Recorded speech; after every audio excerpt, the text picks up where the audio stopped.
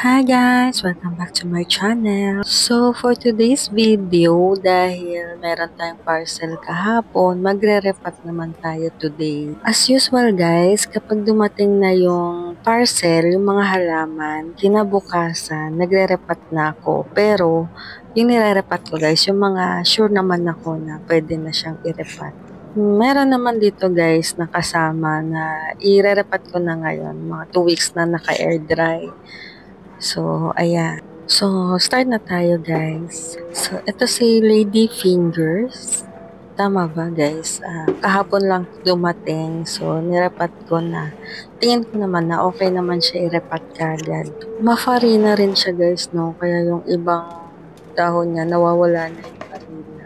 Pero okay lang yan. Babalik din yung ganda niya. Hindi ako masyadong nag-gloves guys pag nagre-repat. Kasi, parang ang hirap mag-repat ng naka-gloves. Though, kailangan talaga gloves kasi, halaman. Baka mamaya sugat-sugat tayo, magka-allergy tayo kung ano man.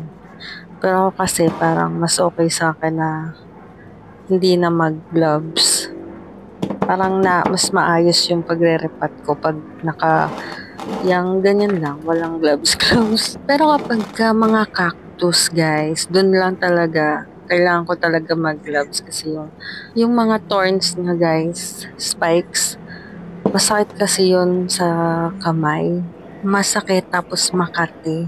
Kaya kailangan talaga naka-gloves. Ang next naman natin, ito ay si Ganzu. Ayan.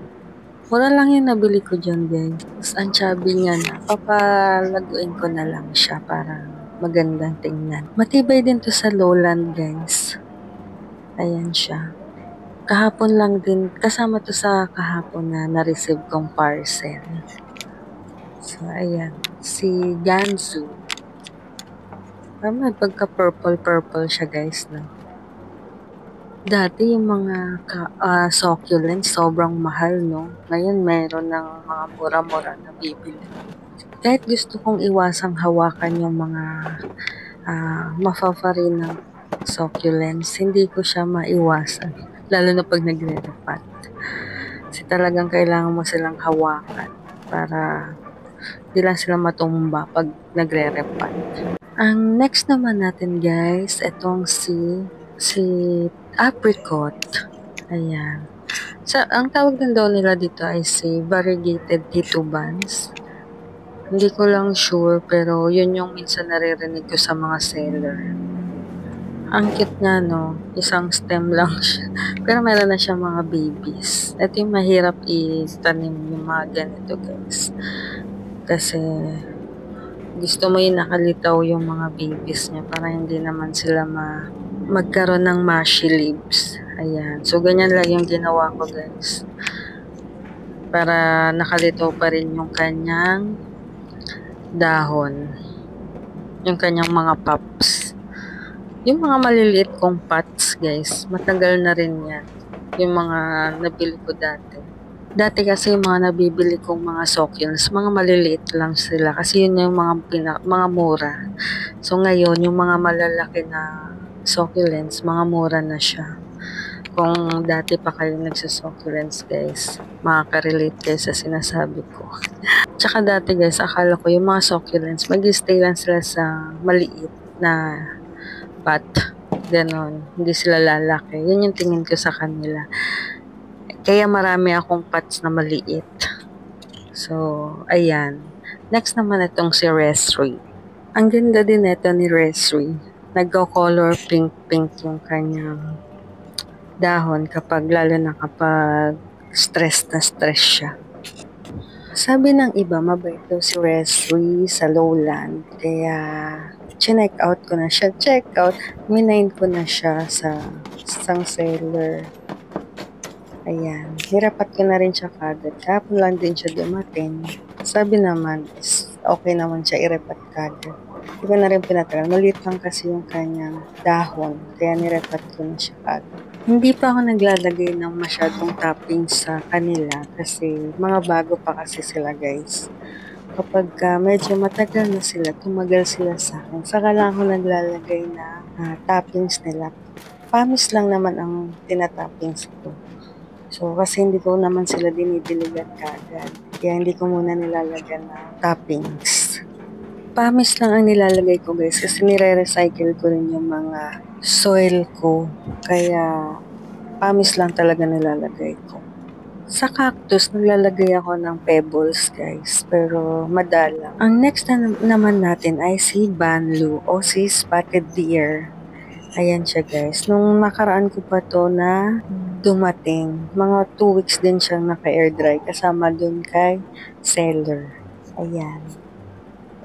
1 week kay seller, 1 week rin sa akin. May mga ugat na rin yan sila guys, kaya pwedeng-pwede na silang i-repat.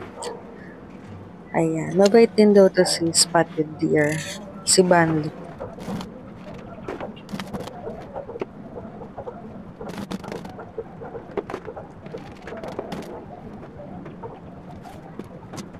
Ang next naman natin guys, itong si Murasaki. Ayan, so makahoy na rin yung kanyang stem. I-re-repat ko na siya kagad guys kasi hindi naman maselan si Murasaki.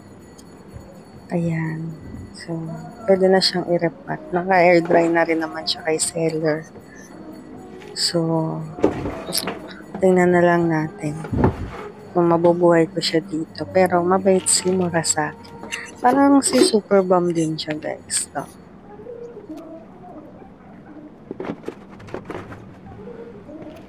Pag mga ganito yung succulents ko, guys, naglalagay ako ng stick. Kasi para mag-ano naman siya, tumayo siya, mag-stable siya dito ng ganyan. So, pag nakabagsak lang siya, bagsak lang din talaga yung stem niya. Kaya nilalagyan ko siya ng stick. Ayan. Ang ganda ng color. So, ang next naman natin guys, itong si Apple Pie. Apple Pie yung pangalan ni seller dito. Hindi ko lang alam yung pinaka pangalan niya.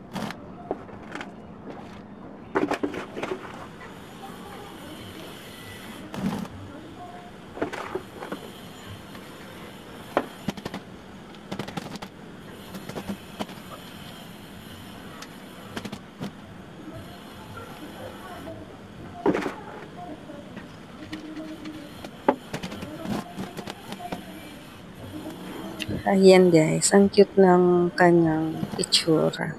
So, next naman natin guys, itong si, ayan, si Lotion. Lotion yung pangalan dun sa kay seller. Pero tingin ko, ang lotion kasi na alam ko, lotion, ay yung maliit na bilog. Ito kasi iba yung, para siyang si Chloe guys. Pero, may nakikita naman ako ibang lotion na ganyan. Yung may lotion Frevel, gano'n. So, baka yun siya.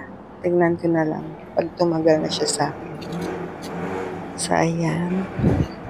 Maganda rin naman siya.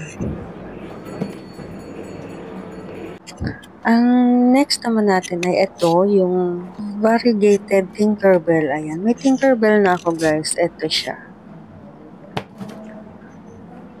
Ayan, gusto ko sana siyang isingit kung saan man. Pero parang hindi na siya kasya. So, wag na lang. Ito siya guys, yung aking Tinkerbell. Papakita ko sa inyo yan sa susunod. Hindi ko pa sure kung stable na ba siya. Gusto ko sana siyang isama dito guys. So, kasi may space pa naman. Kaso, wag na lang. Trinay ko lang kung kakasya siya dyan. So, wag na lang. Diba, magulo rin. Marami naman tayong pot na maliliit. Kaya doon ko na lang ilalagay. So, ayan. Gusto ko kasi yung magkakasama na lang yung mga succulents sa isang pot. So, mukhang malabo pang mangyari yun. Siguro sa mga susunod, maghanap ako ng medyo malaking size ng pot. Yung nabili ko kasi nung nakaraan, super laki naman. Ito naman ang next, si Peach Candy. Si Peach Candy to guys.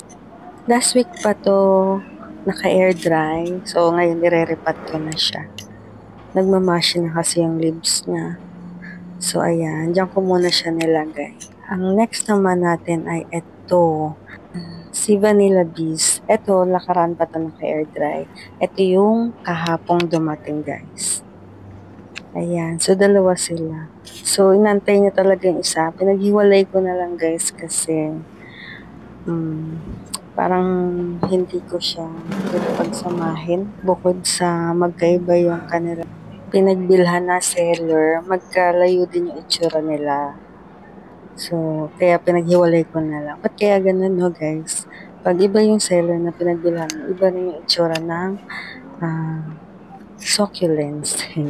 Siguro, iba-iba rin yung pinibilhan nila. Kaya ganun. Pero okay lang. Pareho naman silang Vanilla Bees / Pudgy. Kasi isa lang naman sila. Ayan, pamparami rin naman sila na gusto sana talaga magkasama sila eh. Kaso, medyo iba yung itsura nilang pareho. Pag-iwalayin ko na lang.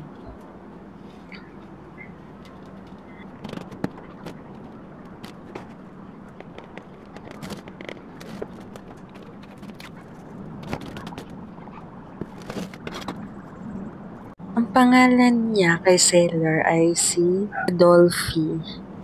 So, may Adolphe ako, guys. So, pagsasamahin ko na lang sila, guys. Ito rin, guys. Iba yung itsura niya dito. Adolphe din siya. Ito, guys. Adolphe din siya kay seller. Isang seller lang sila. Pero, ewan ko ba. Ba't magkaiba sila? Pero, pagsasamahin ko pa rin silang lahat. Kasama yung nabili ko ng nakaraan din na Adolphe. Ito, guys. Bale, pagsasamahin ko na lang sila sa isang pot. Pag-iisipan ko din kung paghihiwalayin ko pa ba sila or hindi. Let's see na lang. Ayan. So, cute naman din. Ang next naman natin, guys, itong si Nuda. Ito, guys, matagal na rin siya naka-air dry. Inantay ko kasi yung isang Nuda. So, ayan. Hindi ko na sila pinagsama kasi iba yung itsura nung nudang na dumating na isa kahapon. So, ito yung nuda, guys, na isa. Kaya, hindi ko na rin sila pinagsama. Total, magkaiba naman sila ng itsura. Pero okay lang kasi pampadagdag rin siya. Iba itsura. Ayan. Ganda rin. So, ang next naman natin itong si Orion. Ayan. So, matagal na rin ito naka-air dry, guys. Nantay ko talaga magkaugat kasi hindi ako familiar kay Orion. Ayan. So, sama-sama na lang sila dyan. Ayan. Gusto ko na rin silang ipat kagad para maging stable na sila sa akin. Ayan. So cute. Ang ganda ni Orion, guys. Ang next naman natin, guys, itong si California Sunset. So, ito, guys, magkaiba yung itsura din nila. Sorry, guys, naputol yung video. Hindi ko sila pinagsama. Pinaghiwalay ko sila, guys. So, ito ang next natin, guys, si Braveheart. Ayan. Si Braveheart, guys, is super cute din siya. Ayan. Parang putol yung video ko, guys. Kaya, ayan na lang. Malolobat na kasi pala ang aking camera. Ayan, silang lahat. So, marami na naman tayong narepat for today's video. Ayan. So, ayan. Magkaiba yung itsura nila, guys. Ayan. So, ang gaganda nila lahat. So, yung eto guys, pag-iisipan ko kung pagsasamahin ko ba sila or paghiwalayin. Titingnan ko pa. Ayan. So, parang magkapareho sa ng itsura na. Ayan. Litong-lito na ako sa kanila. Pero okay lang yan. mas maganda pa rin yung marami. So, ito ang cute. Ito si Pudgy, guys. Ayan, dalawa. Magkaibang itsura. Ayan. Oops. Ayan, di ba? So, sweet. Paka-cute. Ito. Ayan. So, ayan na guys. That's all for today. May bago na naman tayong set of succulents. Thank you for watching. See you guys on my next video. Bye!